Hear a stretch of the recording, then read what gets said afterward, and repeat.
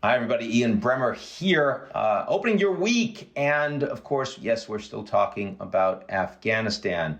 And I really wanted to talk about the international angle. It's been so much criticism of the United States from outside the U.S., including, and most disturbingly, from core U.S. coalition allies in NATO that have been fighting with the Americans on the ground in Afghanistan. Why did we get that wrong? You've heard from President Biden, his perspective that this was going to be a disaster no matter what, that at any point, if it was a month earlier, a month later, it was still going to be a disaster. So if that's the case, why not coordinate with the allies? How do you get to the point where Armin Laschet, the likely next Chancellor of Germany, and again, this is a country that has been aligned with the U.S. on the ground in Afghanistan, saying that this is the biggest debacle since the founding of NATO? How do you have such extraordinary opposition from the UK Parliament?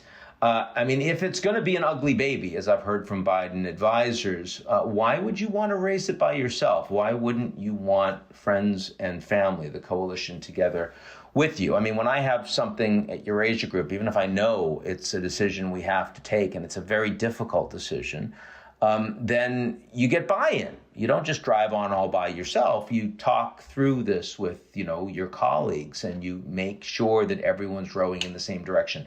Why didn't we do that, especially with a president who wants to be seen as a multilateralist, closer to allies, who rejects the America First unilateralism and transactionalism of the Trump administration, an Atlanticist himself, with a cabinet that's both experienced and has deep and strong ties across the pond, some of the strongest of any administration in recent history?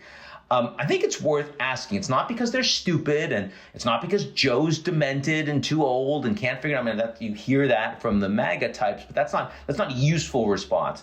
If you really want to understand what's going on, I think it's worth kind of breaking down. I do think it seems like they recognize they've made a mistake. Back on Friday, Biden made a point in his speech of saying that he had talked directly with Merkel and Macron and Boris Johnson. He was late, but he said it now today, an emergency meeting of the G7. So I do think they are trying to now make this better, do damage control and fix it going forward. But we still need to know why. And so I'm try to break it down. I think there are a bunch of things that are going on here. It's easy for me to say, well, I would have done it better, but how did this administration not? And if I were in their shoes, what challenges would I have faced? So number one, I do think bad intelligence is a piece of it. I think truly, no matter what Biden says, they didn't actually think that the withdrawal from Afghanistan was going to be as problematic as it turned out to be. And some of that, and they're spinning it now. And I think that since they already had made the decision, and the people reporting the intelligence knew they had made that decision, they weren't going to be knocked off of it, that, there is this intrinsic human desire to align yourself with the decision. And so you create more hope, and that hope becomes increasingly the analysis that you put forward that, well, the Afghan fighting forces will be able to stand up for a longer period of time. Of course, if that had happened, then the fact that the Americans had withdrawn as a unilateral decision would not have been borne as badly by those the Americans are fighting with. So that's number one. Secondly, centralized decision making. The Biden inner circle is incredibly loyal. They've worked together for a long time. They're very smart, but they think they're smarter than they are. They actually really believe that they need to make the decisions themselves. And I see this broadly in terms of not engaging in policy decisions until they're made with the various departments, whether it's state or Treasury or CIA or the Pentagon. That it's the National Security Council, it's the National Economic Council, and it's the Chief of Staff. And it's very, very tight.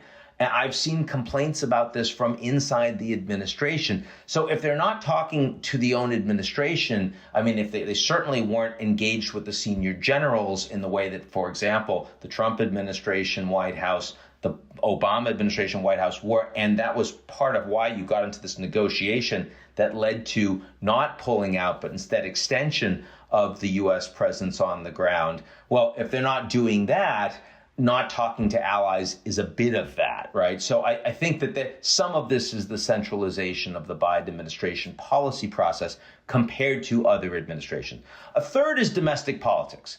We do need to recognize that U.S. domestic politics have become more divisive significantly in the 20 years while we've been fighting in America's longest war in Afghanistan, and the perceived need and the real need of U.S. policymakers to focus more on domestic politics has grown accordingly. To the extent that Biden has a foreign policy doctrine, that doctrine is a foreign policy for the American middle class. Not just make foreign policy comprehensible, it's not just a communications job, but it's actually do things that make the American middle class feel like they support you. That's what the foreign policy should be. It's a very inward-looking foreign policy. It's not talking much about the allies. And leaving Afghanistan was seen to be kind of critical in that regard. And so, I think that others outside the United States don't necessarily appreciate just how much more inward focus U.S. foreign policy has become, irrespective of whether it is under a Republican or a Democrat. I think that's now a reality that people are increasingly grappling with. Doesn't mean America is no longer a superpower, but it means very clearly the U.S. really doesn't want to be the world's policeman. The U.S. really doesn't want to be the architect of global trade or the promoter of global values. That's an key underpinning of the GZERO world as I think of it.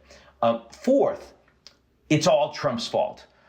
A lot of people in the Biden administration saw what they inherited in terms of Afghanistan, the unilateral negotiations between the Trump administration, led by Secretary of State then Pompeo, and the Taliban. Remember, the Afghan government wasn't a part of these negotiations. In that regard, it's kind of like their Israel-Palestine discussions, right? They came up with an Israel-Palestinian peace plan that the Israelis signed on to. The Palestinians were never a part of the engagement, right? So there was no sense that this was going to work on the ground in Afghanistan. You weren't engaged with both parties together. And the Taliban was stronger. Of course, 5,000 Taliban prisoners were released, and they had taken territory, and the American troops were drawing down, even though the Taliban was not living up to their side of that bargain.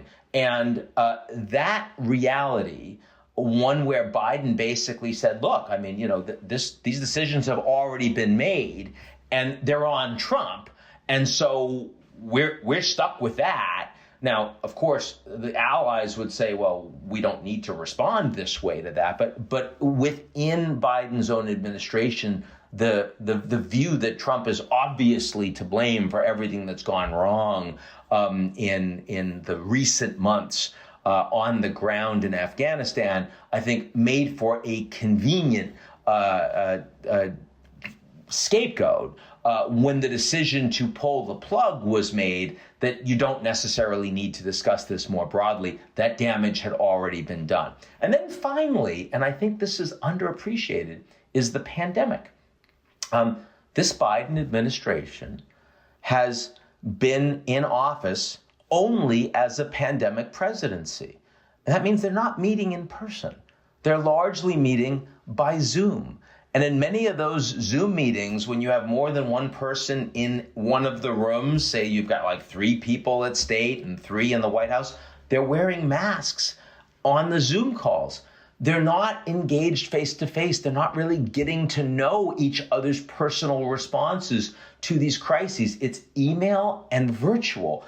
And I mean, that's challenging, as we all know, in terms of running our organizations just steady state. But suddenly, when you have a serious crisis, the idea that you're going to respond as effectively as you normally would when your people are remote and they're not talking to each other informally. That's a real challenge. And I do think that some of the horrible optics of Biden being a Camp David and having these conversations, with his other advisors while they were in other places as opposed to all around one table in the Situation Room. Well, that's the way they've been actually doing the business of the administration for the entirety of the administration so far. It didn't feel abnormal to them, but it looks really abnormal to us now. It's not the NBA bubble where they're all playing normal games, right? So I think all of those things are significant reasons why the United States ended up booting this so badly, irrespective of how you think about the execution on the ground, how bad it would have been no matter what they did in terms of how much time and how long they maintained the troops and whether they left Bagram Air Base when they did, all these things. It is very clear that not engaging with the allies at all until that decision was made and the U.S. taking it all on themselves is now playing out quite badly for the Biden administration. And so I think it merited a little bit of a deeper dive. So that's it for me. I'll talk more broadly about context and how we got here and where we're going from now in the future. But I hope everyone's doing well, and I'll talk to you all real soon.